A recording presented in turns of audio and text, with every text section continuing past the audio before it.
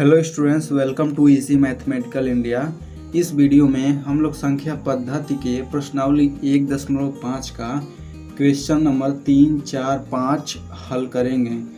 तो सबसे पहले हम लोग क्वेश्चन नंबर 5 हल कर लेते हैं।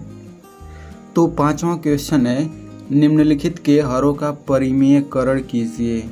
निम्नलिखित के हरों का परिमेयकरण कीजिए। तो सबसे पहले हम लोग ये समझ लेते हैं कि हरों का परिमेयकरण क्या होता है। तो इसका मतलब सीधा सा ये है कि कोई भी संख्या दी गई है, यदि उसका हर अपरिमेय है तो हमें किसी विधि से इसे परिमेय संख्या बनाना है। जो हर ये अपरिमेय है, इसे हमें परिमेय संख्या बनाना है और इस पूरी संख्या में कोई भी परिवर्तन नहीं आना चाहिए। मतलब इसके मान में कोई भी परिवर्तन नहीं आना चाहिए, उसे ही हम लोग बोलते हैं हरों का परिमेयकरण। तो इस पहले क्वेश्चन में यदि हम लोग √7 से ऊपर गुणा करें और √7 से नीचे गुणा करें तो इस पूरी संख्या में कोई भी परिवर्तन नहीं होगा, क्योंकि ये √7 से √7 कट जाएगा और ये 1 के बराबर आएगा, ठीक ना। तो इसके बराबर हो जाएगा √7 बटा और नीचे हो गया √7 का होल स्क्वायर, क्योंकि ये 2 बार है, ठीक ना। और आपको जैसा कि पता ही है कि ये √7 का होल स्क्वायर है तो केवल अंडर हट जाता है, यानी √7/7 यही आंसर हो जाएगा। तो दूसरा क्वेश्चन है 1/√7 - √6। तो इसमें हम लोग गुणा करेंगे √7 + √6। इतने संख्या से ऊपर नीचे गुणा कर देंगे √7 + √6। तो ये कट जाएगा, कोई परिवर्तन नहीं हुआ इस पूरी संख्या में, ठीक ना। तो आप यहाँ पे देख सकते हैं कि यदि माइनस रहता है तो हम लोग सेम वैल्यू रखते हैं लेकिन बस प्लस कर देते हैं, लेकिन यही अगर प्लस रहता तो हम लोग माइनस कर देते हैं, ठीक ना। आपको ये फार्मूला पता होना चाहिए। एक कोष्टक में a - b, दूसरे कोष्टक में a + b। इसका मान होता है a² - b²। तो ये हो जाएगा ऊपर √7 + √6 बटा नीचे हो जाएगा √7 का होल स्क्वायर माइनस √6 का होल स्क्वायर। तो ये हो जाएगा √7 + √6 बटा ये हो जाएगा 7 - 6 और इसकी वैल्यू 1 होती है, तो यानी √7 + √6 यही जो होगा आंसर हो जाएगा, ठीक ना। तो तीसरा क्वेश्चन है 1/√5 + √2। तो यहाँ पे आप देख सकते हैं, यहाँ पे प्लस है तो हम लोग माइनस से ऊपर नीचे गुणा करेंगे, यानी कि √5 - √2 केवल बस माइनस चिन्ह कर देंगे, फिर हो जाएगा √5 - √2।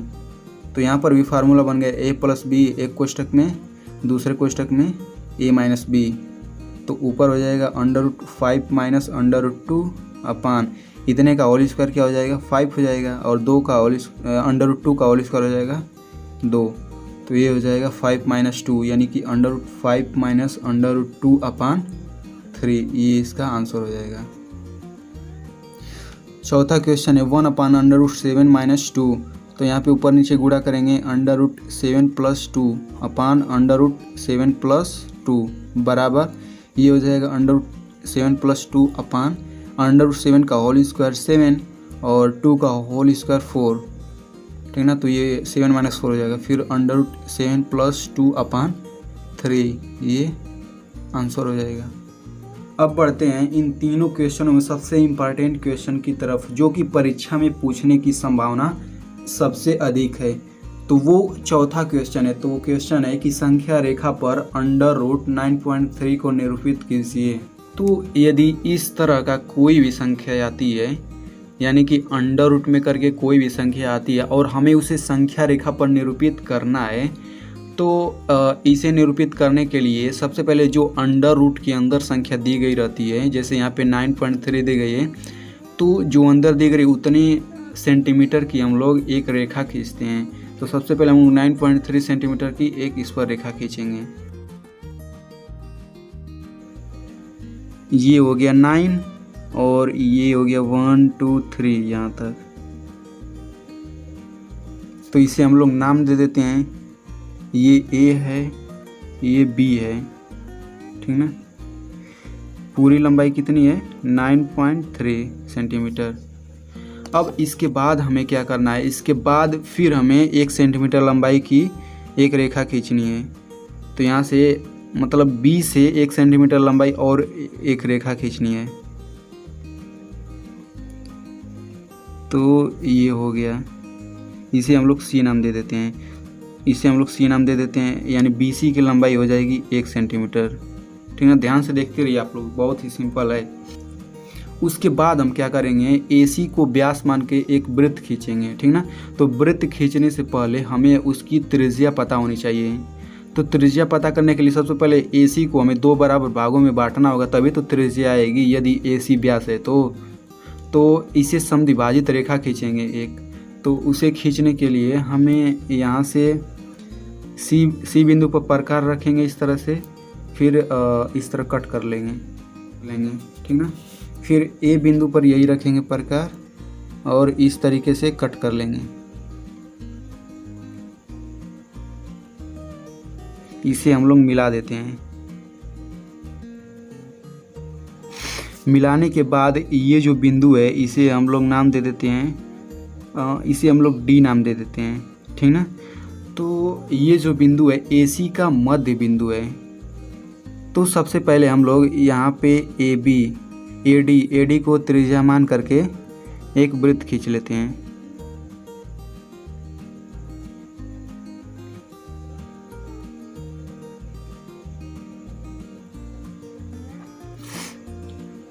अब आप देख सकते हैं कि मैंने AC को व्यास मान करके एक वृत्त खींच लिया है। अब उसके बाद हमें करना क्या होगा कि बिंदु B से ऐसी रेखा खींचनी होगी जो AC रेखा पर लंब हो। बिंदु B से जाए वो रेखा और AC पर लंब हो। उसके लिए हमें इस रेखा को आगे बढ़ाना पड़ेगा, इस रेखा को हमें आगे बढ़ाना होगा। तो हम लोग बढ़ा देते हैं कुछ इस तरीके से। ठीक है, अब चूंकि बिंदु B से हमें रेखा खींचनी है, लंब, तो हम लोग यहाँ पे प्रकार रखेंगे और कुछ इस तरीके से 2 जगह कट कर देंगे। अब जहाँ पर भी ये कट किया है यहाँ से हम लोग प्रकार रखेंगे और फिर इस तरह कट कर देंगे। अब फिर देखिए यहाँ पे कट किया है, तो अब हम लोग यहाँ से मिला देंगे। तो अब जो ये रेखा है ये इस पर लंब होगी और बिंदु B से होकर के जाएगी। यहाँ पे जो कट किया इसे हम लोग E नाम दे देते हैं। तो आप यहाँ से ध्यान से देख सकते हैं कि AB की लंबाई क्या है 9.3 सेंटीमीटर और BC की लंबाई क्या है 1 सेंटीमीटर है। ठीक ना, तो यदि इस वृत्त का व्यास की बात करें तो यदि AB प्लस BC निकाल लें तो वही व्यास हो जाएगा, यानी AC बराबर 9.3 + 1 बराबर 10.3, यही इतने सेंटीमीटर इस व्यास की लंबाई होगी। तो इसकी अगर हम लोग त्रिज्या की बात करें इस वृत्त की तो इसका आधा हो जाएगा, यानी R बराबर 10.3/2 बराबर ये हो जाएगा 5.15। ठीक ना, तो इस वृत्त की त्रिज्या 5.15 हो गई। अब हम लोग बिंदु D से E को मिला देंगे, तो आप यहाँ पे देख सकते हैं कि इस वृत्त की त्रिज्या AD है, DE है और DC है। तो इन तीनों की लंबाई बराबर होगी क्योंकि एक ही वृत्त की त्रिज्याएं हैं। तो इसकी लंबाई हो जाएगी, DE की लंबाई 5.15, क्योंकि ये त्रिज्या है इस वृत्त की। DC की लंबाई 5.15 ही होगी। तो यदि हमें DB की लंबाई निकालनी है तो एक घटा देंगे, क्योंकि DC की लंबाई 5.15 है और BC की लंबाई 1 है। तो यदि हम 1 घटा दें तो DB का मान निकल जाएगा। तो 5.15 में से 1 घटाएंगे तो क्या आएगा 4.15। तो ये हो गया DB की लंबाई। ठीक ना, अब ध्यान से देखिए ये लंब है, इस पर ये लंब है। ठीक ना, तो त्रिभुज DEB एक समकोण त्रिभुज है। ठीक ना, तो इस पर हम लोग पाइथागोरस प्रमेय लगा करके BE की लंबाई निकाल सकते हैं। तो पाइथागोरस प्रमेय इसमें ऐसे लगेगा, ये हो गया कर्ण, तो DE का होल स्क्वायर, ये कर्ण हो जाएगा तो DE का होल स्क्वायर बराबर DB का होल स्क्वायर प्लस BE का होल स्क्वायर। तो DE की लंबाई क्या है, 5.15 का होल स्क्वायर बराबर DB की लंबाई क्या है, DB की लंबाई 4.15 का होल स्क्वायर है, फिर प्लस BE का होल स्क्वायर, इसी का मान हमें निकालना है। तो इसे हम लोग पक्षांतर कर देंगे तो ये हो जाएगा 5.15 का होल स्क्वायर, ठीक ना। फिर माइनस 4.15 का होल स्क्वायर बराबर BE का होल स्क्वायर। तो ये यहाँ पे फार्मूला बन रहा है A square minus B square, यानी एक कोष्टक में A माइनस B, दूसरे कोष्टक में A प्लस B। तो यहाँ से जब एक कोष्टक में A माइनस B करेंगे तो 1 आएगा, इतने में से इतना घटाएंगे तो 1 आएगा, ठीक ना। और जब जोड़ेंगे तो 9.3 आएगा बराबर BE का होल स्क्वायर। तो यहाँ से BE की लंबाई क्या आ गई, √9.3, यानी यहाँ पे BE की लंबाई क्या आ गई, √9.3, ठीक। तो उसके बाद हम लोग क्या करेंगे कि B से, ये देखिए BE, चूँकि BE की लंबाई √9.3 है तो हम लोग BE लंबाई का माप लेंगे इस पर, इस तरीके से।